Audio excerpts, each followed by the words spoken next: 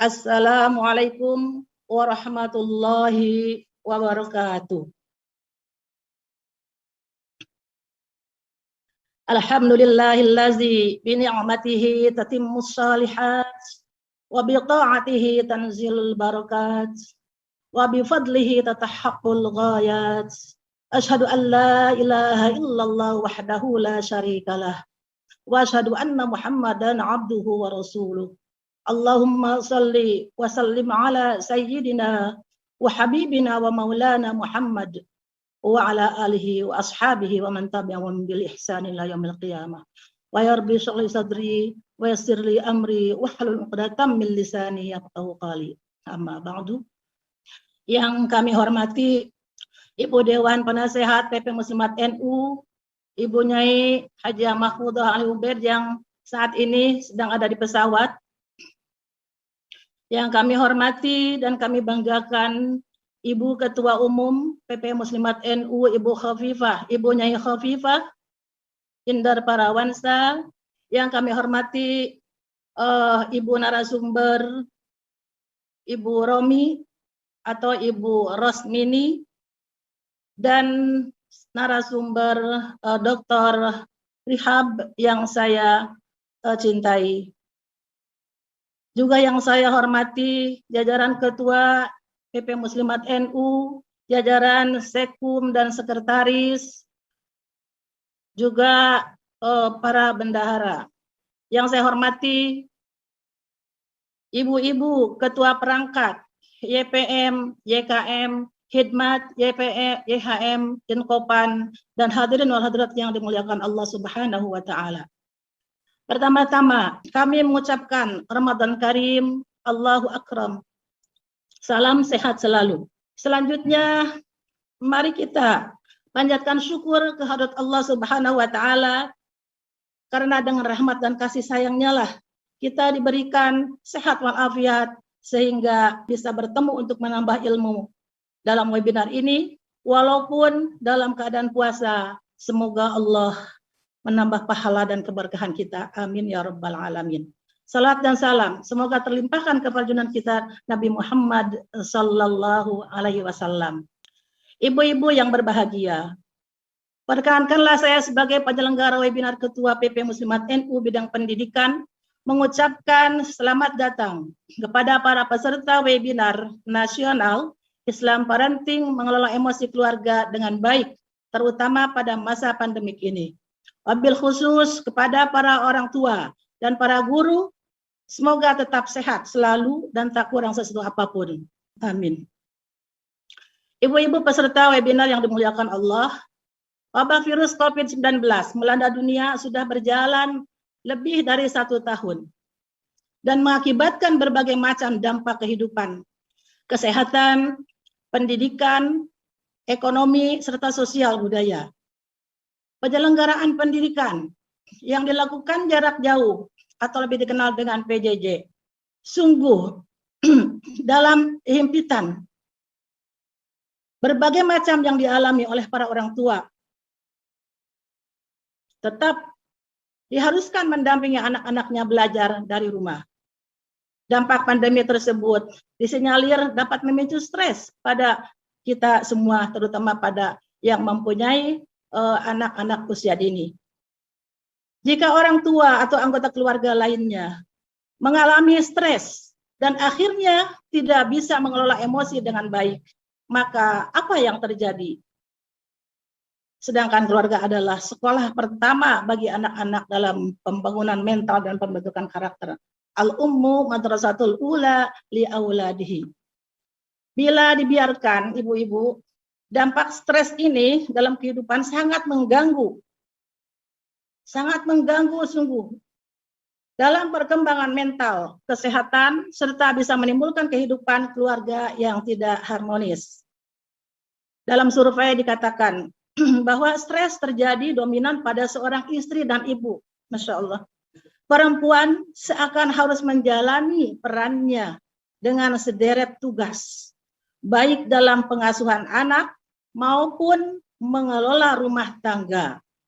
Bahkan menurut psikolog anak dan keluarga, seorang ibu berperan 2/3 lebih banyak menjalani tugas-tugas tersebut dibandingkan para ayah, ya. Di garis bawahi ini 2/3 ibu-ibu tugas kita. Selain tugas pekerjaan rumah tangga dan pengasuhan, ya tentunya. Seorang ibu juga memiliki 2 peran tambahan selain yang tersebut tadi, ya, yang tak kalah pentingnya dalam keluarga, namun kadang sering terlupakan. Apa itu? Peran penting lainnya adalah emotion work atau pusat emosi. Karena perempuan sadar, enggak sadar, ya, kita ini atau mereka pusat emosi di rumah, ya. Selain emotion work, peran lainnya juga mental work yang meliputi pendelegasian tugas rumah tangga, keuangan, concern dengan kesehatan dan gizi keluarga, serta hal-hal yang lainnya. Hadirin wal hadirat warga muslimat NU yang saya cintai, pada masa pandemi COVID, kondisi stres dapat diklasifikasikan menjadi 3 ruang lingkup. Apa yang kita lihat, ya, sehari-hari, bahwa stres akademik yang bisa dialami juga oleh siswa dan mahasiswa, stres di kerja, di tempat kerja, dan stres dalam keluarga, ya. Ruang lingkup yang terakhir ini, yaitu stres dalam keluarga, sangat potensial dialami oleh ibu rumah tangga. Karena kebijakan work from home itu yang membuat ibu rumah tangga mendadak harus mendampingi putra-putrinya belajar di rumah dengan segala persoalannya tentunya. Ibu-ibu yang dirahmati Allah, bahwa ada sisi baik dari stres, ya. Jadi stres itu ada stres yang positif, ada stres yang negatif. Apa sisi baiknya? Yaitu ketika kondisi yang ada akan hasil dari stres, ya. Orang mampu menyesuaikan diri dan mengelola diri dengan baik. Nah, itu yang menghasilkan produk yang baik, yang terpuji, ya. Bahkan mampu menjadikan stres menjadi outrest, ya, stres yang positif. Karena mereka menjadi kreatif dan produktif. Jadi rupanya stres ini, ya ibu-ibu, tidak seluruhnya negatif, ya. Tetapi ia juga bisa menjadi positif karena kita mampu mengelola dengan baik, yaitu dengan melakukan hal-hal yang produktif. Ibu-ibu yang berbahagia, lalu kemudian ada pertanyaan.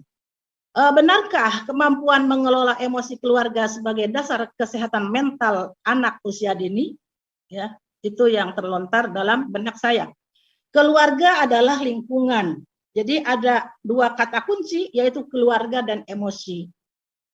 Keluarga adalah lingkungan di mana beberapa orang yang masih memiliki hubungan darah. Ada ibu, ada bapak, ada anak, ya. Ada paman, ada nenek. Keluarga adalah unit terkecil dari masyarakat yang terdiri atas kepala keluarga dan beberapa orang yang terkumpul dan tinggal di situ tempat di bawah suatu atap, ya, dalam keadaan saling ketergantungan. Terkadang kita tidak ada yang lain kecuali ibu dan bapak juga anak, ya. Terkadang juga ada saudara yang nempel tinggal di rumah kita. Sedangkan anak di dalamnya adalah generasi penerus bangsa. Oleh karena itu lingkungan sekitar anak, yaitu keluarga, sekolah, dan pemerintah harus menciptakan anak yang berkualitas dan sehat, ya, baik secara fisik maupun mental. Karena kesehatan mental anak-anak adalah salah satu investasi yang paling penting untuk membentuk generasi yang baik. Dengan kemampuan mengelola emosi dengan baik, dapat membantu anak dalam menjalani kehidupan yang sehat secara fisik maupun mental. Melihat situasi sulit seperti saat ini yang dihadapi oleh para orang tua dan anggota keluarga secara keseluruhan, maka PP Muslimat NU melalui bidang pendidikan mengadakan kegiatan webinar dengan tema Parenting Islamic Parenting, mengelola emosi dalam keluarga pada masa pandemik COVID-19.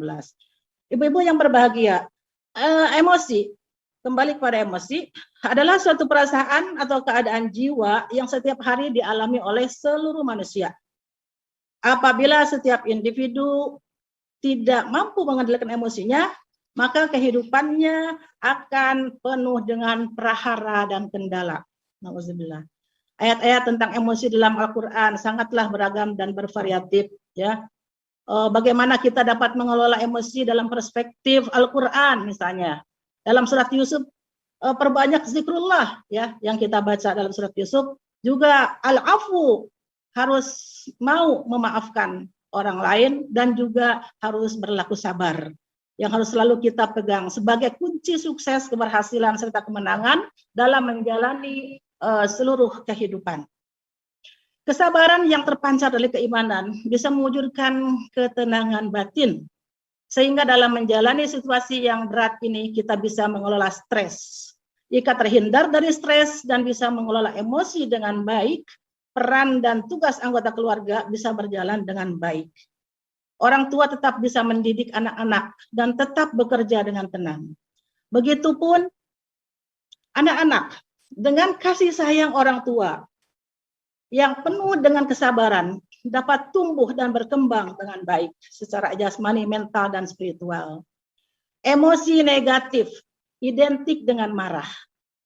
Ya, dalam hadis Nabi diriwayatkan ketika seorang laki-laki datang kepada Rasul Shallallahu Alaihi Wasallam lalu berkata, "Berilah aku nasihat ya Rasulullah."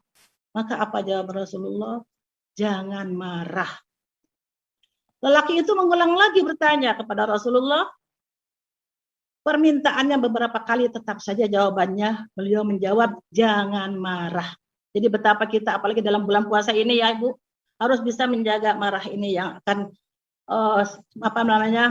akan menuju kepada sesuatu yang negatif. Mudah-mudahan itu kita tidak terhindar dari semua itu ya. Lalu kita melihat juga saat Rasulullah melihat orang sedang marah besar, beliau bersabda, "Aku akan ajarkan kalimat-kalimat. Kalau dia membacanya, maka akan hilang kemarahannya." Gerangan bacaan apa? Ya, yaitu A'udzubillahi minasyaitonirrajim, gitu ya Bu. Untuk itu, semua yang dipaparkan di atas, kami sudah menghadirkan dua narasumber. Pertama, Ibu Dr. Rosmini, seorang psikolog yang mumpuni dari Universitas Indonesia, akan menyampaikan bagaimana mengelola emosi secara umum. Dan juga yang kedua, narasumber Dr. Rihab Said Agil Siraj, yang merupakan putri ketiga dari pasangan Profesor Dr. Kiai Haji Said Agil Siraj dan Bunyai Nurhayati MA. Dr. Rihab seorang psikolog dan dosen UIN Syarif Hidayatullah Jakarta, dan juga beliau mengajar di Yunus-Sia, akan menyampaikan khusus dari perspektif Islam. Melalui kegiatan ini, Bu-ibu diharapkan dapat membangun kekuatan mental ya para anggota keluarga, bahwa situasi yang berat ini harus dihadapi dengan keimanan kepada Allah, sehingga kesadaran untuk menerima takdir Allah bisa menimbulkan kesabaran untuk menerima dan menjalani masa pandemik ini dengan lapang dada. Demikian sambutan ini kepada dua narasumber. Tak lupa kami haturkan terima kasih, dan kepada hadirin wal hadirat, selamat mengikuti webinar ini dengan baik. Insya Allah pahala berpuasa sambil mencari ilmu akan dapat pahala yang berlipat. Demikian sambutan ini. Wallahul muwaffiq ila aqwamit thoriq. Wassalamualaikum warahmatullahi wabarakatuh.